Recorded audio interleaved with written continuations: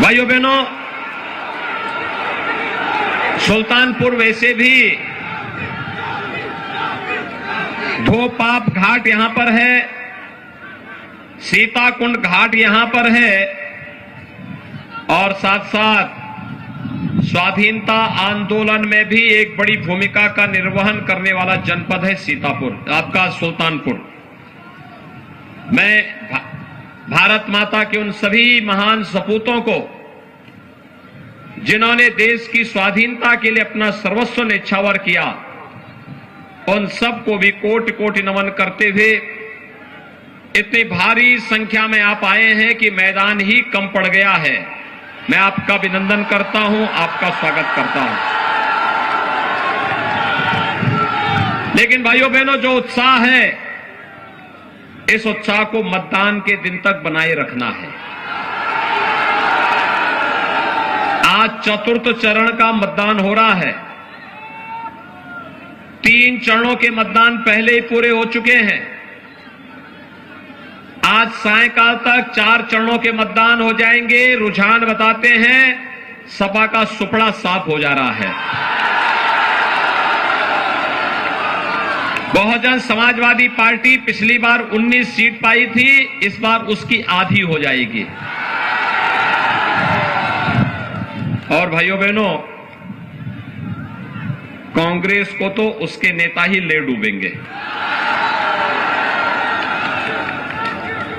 और इसीलिए आज मैं कादीपुर में विशेष रूप से आया हूं। भाइयों बहनों, पिछली बार आपने श्री राजेश गौतम को यहां से विधायक बना करके भेजा। प्रदेश में भारतीय जनता पार्टी की सरकार बनी। एक मजबूत सरकार जब होती है वह दमदार होती है, और दमदार सरकार का परिणाम क्या होता है, यह आपके सामने है।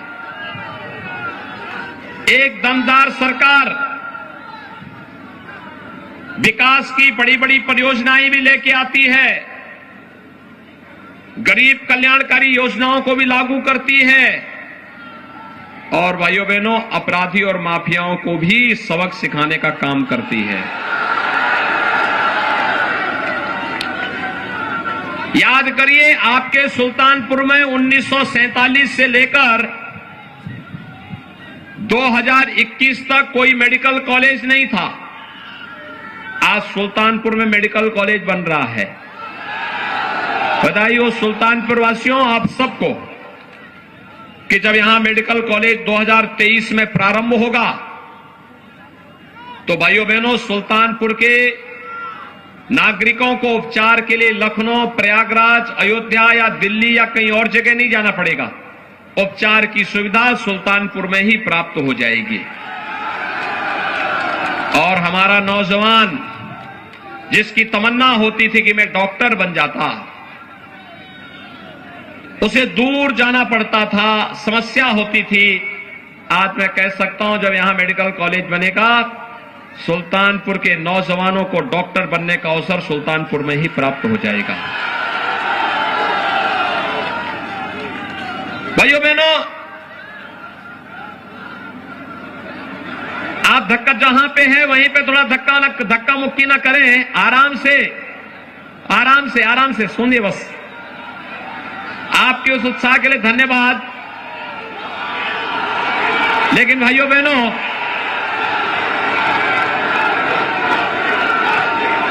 एक्सप्रेस हाईवे, पूर्वांचल एक्सप्रेसवे आपके सुल्तानपुर में सर्वाधिक जारी और कादीपुर विधानसभा क्षेत्र सर्वाधिक उससे लाभान्वित हुआ है।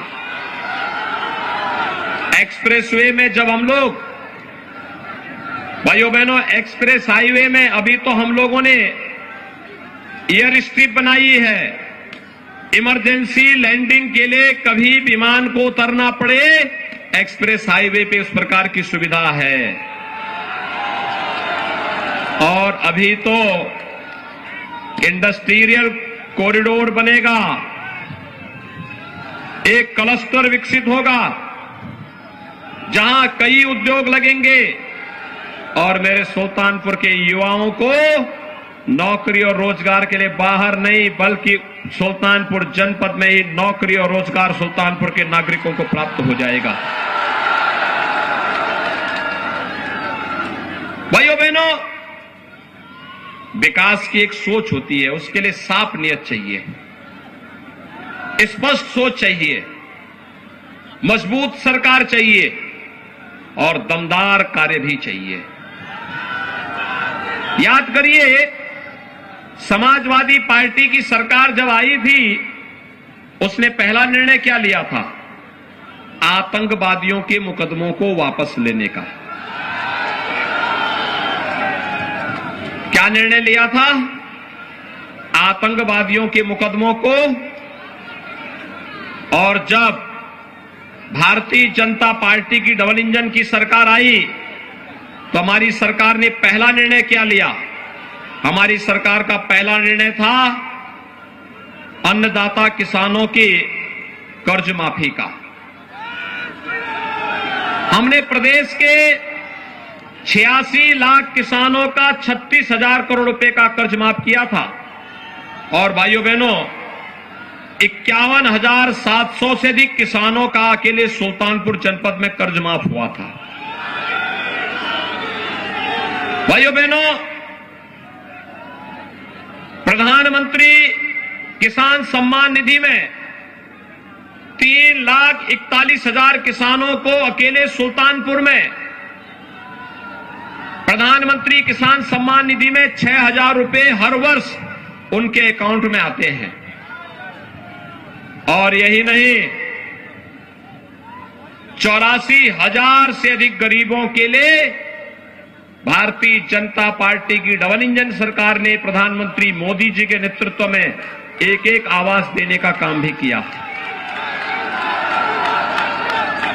भाइयों बहनों, 90,000 वृद्धजनों को, 90,500 से अधिक वृद्धजनों को सुल्तानपुर में 12,000 रुपए की पेंशन की सुविधा दी जाती है। लगभग 40,000 विधवा महिलाओं को 12,000 रुपए सालाना पेंशन की सुविधा दी जा रही है और 17,000 से अधिक दिव्यांग जनों को भी 12,000 रुपए सालाना पेंशन देने का कार्य भारतीय जनता पार्टी की सरकार कर रही है। समाजवादी पार्टी ने ये पेंशन रोक दी थी। उनकी संवेदना किसानों के प्रति नहीं है, नौजवानों के प्रति नहीं है, महिलाओं के प्रति नहीं है, बुजुर्गों के प्रति नहीं है, गरीबों के प्रति नहीं है। समाजवादी पार्टी की और बहुजन समाजवादी पार्टी की संवेदना है केवल और केवल पेशेवर माफिया, अपराधी और आतंकवादियों के प्रति। और इसीलिए जब भी उन्हें अवसर मिला, सपा या बसपा जब भी आई है, अपने साथ आतंकवाद और अपराध भी लेकर के आई है। 5 साल हो रहे हैं, 5 साल में आपने कहीं प्रदेश में दंगों का नाम सुना है क्या? कोई दंगा आज नहीं होता है। कर्फ्यू का नाम सुना है क्या? कर्फ्यू भी नहीं लगता है। समाजवादी पार्टी की सरकार के समय 700 दंगे, बहुजन समाजवादी पार्टी के समय 364 दंगे हुए थे। समाजवादी पार्टी की उससे पहली सरकार के समय दर्जनों आतंकी घटनाएं घटी थी, जिसमें दर्जनों लोगों की मौत हुई थी। भारतीय जनता पार्टी की सरकार के समय कोई दंगा नहीं, कोई कर्फ्यू नहीं, कोई आतंकी घटना नहीं, भय मुक्त वातावरण, कर्फ्यू का स्थान कावड़ यात्रा ने ले लिया है। और भाइयों बहनों, जो बाजारों में बमबाजी होती थी ना अपराधियों के द्वारा, आज बमबाजी नहीं होती है, आज तक कावड़ यात्रा निकलती है, हर हर बम बम का नारा लगाते हुए निकलती है। समाजवादी पार्टी की सरकार के समय, भाइयों बहनों, समाजवादी पार्टी की सरकार के समय सिपाही महोत्सव होता था। सिपाही महोत्सव में न राग था, न रंग था, न भाव थी, न भाषा थी। आयोजकों को स्वयं पता नहीं था क्या हो रहा है। लेकिन आज उत्तर प्रदेश में जब महोत्सव की बात आती है तो उत्तर प्रदेश में अयोध्या का दीपोत्सव दुनिया के अंदर पूरी दुनिया उसके प्रति जुड़ती है। बरसाना वृंदावन का रंगोत्सव होली कैसे होनी चाहिए, ये मथुरा वृंदावन की होली सबके सामने आती है रंगोत्सव के रूप में। देवताओं की दीपावली कैसे होती है, काशी की देव दीपावली सारी दुनिया के सामने छाती है। रामनवमी अयोध्या की, कृष्ण जन्माष्टमी मथुरा की, भव्य कुंभ और दिव्य कुंभ प्रयागराज का पूरी दुनिया के अंदर छाता है। भाइयों बहनों, हमारा उत्तर प्रदेश प्रगति के पथ पर निरंतर अग्रसर है और इस उत्तर प्रदेश की तकदीर को बनाने वाला है हमारा युवा, हमारा अन्नदाता किसान, हमारा श्रमिक, हमारी माताएं बहनें और पूरा समाज जब सामूहिक प्रयास करता है, उत्तर प्रदेश देश के अंदर नंबर 1 प्रदेश बनने की ओर अग्रसर होता है। और इसलिए भाइयों बहनों, आज मैं आपके पास आया हूं आपसे कहने के लिए,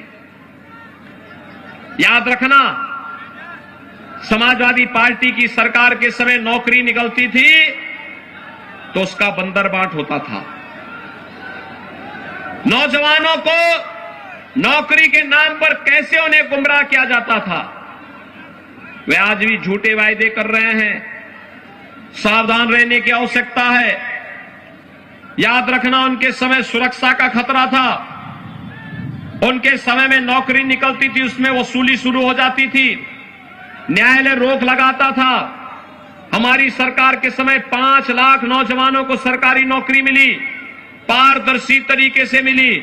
और वर्तमान में हमने तय किया है आने वाले 5 साल में हर परिवार के एक नौजवान को रोजगार या नौकरी के साथ जोड़ने का काम करेंगे।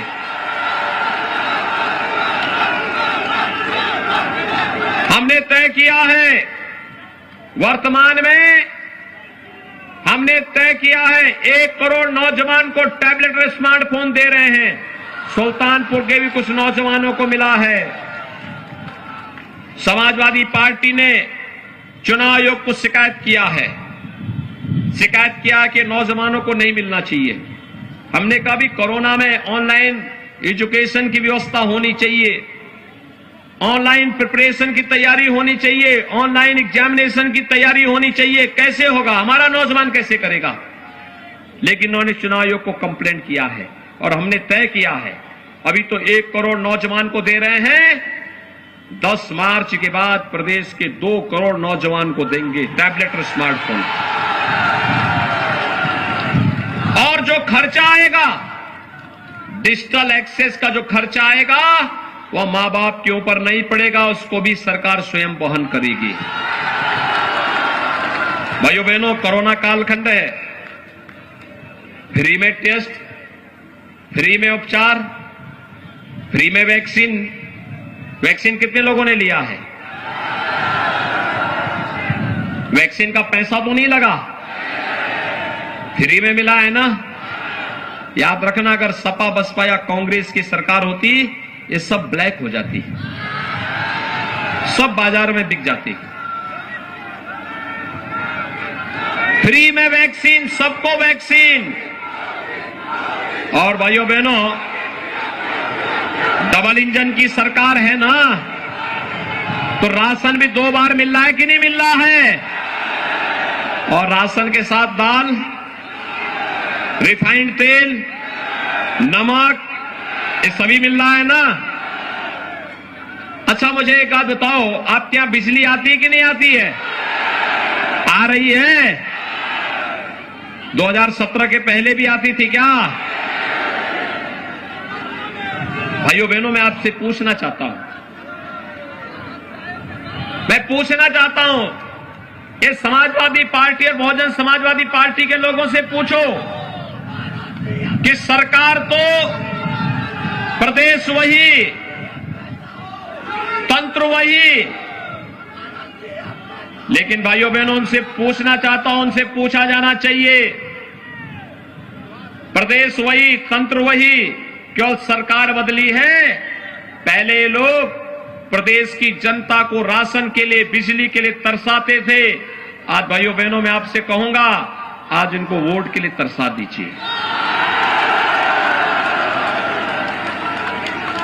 आज इनको जवाब दीजिए। इनके समय में नहीं मिलता था। भारतीय जनता पार्टी की डबल इंजन की सरकार आपको सारी सुविधा दे रही है।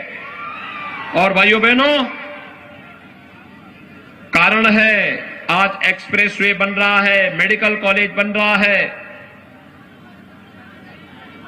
फ्री में राशन, फ्री में वैक्सीन, हर घर बिजली, हर घर नल की योजना भी आ रही है। और अभी तो हमने तय किया है कि 10 मार्च के बाद होली और दीपावली के अवसर पर उज्ज्वला योजना के हर लाभार्थी को 2 रसोई गैस के सिलेंडर फ्री में उपलब्ध करवाएंगे। 60 साल से ऊपर की हर माता और बहन को फ्री में परिवहन निगम की बस में जाने की सुविधा उपलब्ध करवाएंगे। और भाइयों बहनों, यही भी तय किया है, कॉलेज जाने वाली हर मेधावी बेटी को स्कूटी भी देंगे। और नौजवान को जो कंपटीशन की तैयारी कर रहा है, उसके जिले में ही अभ्युदय कोचिंग की व्यवस्था भी फ्री में करवाएंगे। भाइयों बहनों,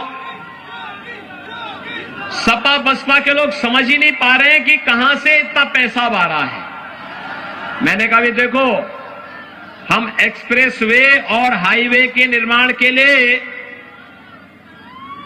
हमारे पास एक छड़ी है, हम इस्तेमाल करते हैं, विकास का कार्य का पैसा आता है, और वह है एक हाथ में विकास की छड़ी जाती है और दूसरे हाथ में जब बुलडोजर चलता है ना, तो जितने माफिया और अपराधी हैं, जितने इनके इत्र वाले मित्र हैं, उनके घर का जो पैसा गरीबों का लूटा गया है, वह पैसा वापस आता हुआ दिखाई देता है। और गरीब के लिए राशन में खर्च होता है, मेडिकल कॉलेज में खर्च होता है, एक्सप्रेसवे में खर्च होता है, बिजली देने में खर्च होता है, टैबलेट और स्मार्टफोन देने में भी खर्च होता है। उत्तर प्रदेश में आज के दिन पे पैसे की कमी नहीं है। हमारा उत्तर प्रदेश देश की नंबर 1 अर्थव्यवस्था बनेगा। आप सहमत हैं? उत्तर प्रदेश को आगे बढ़ना चाहिए कि नहीं बढ़ना चाहिए? लेकिन इतना बढ़ेगा जब एक दमदार सरकार होगी। दमदार सरकार के लिए वोट देंगे, राजेश गौतम को भारी मतों से विजयी बनाएंगे, भारतीय जनता पार्टी की 6 की 6, 5 की 5 सीटों पर विजयी बनाएंगे। सभी लोगों को राजेश गौतम को भारी मतों से विजयी बना के भेजेंगे। सभी लोग सहमत हैं? लेकिन इसकी शर्त है, चुनाव के दिन पहले मतदान।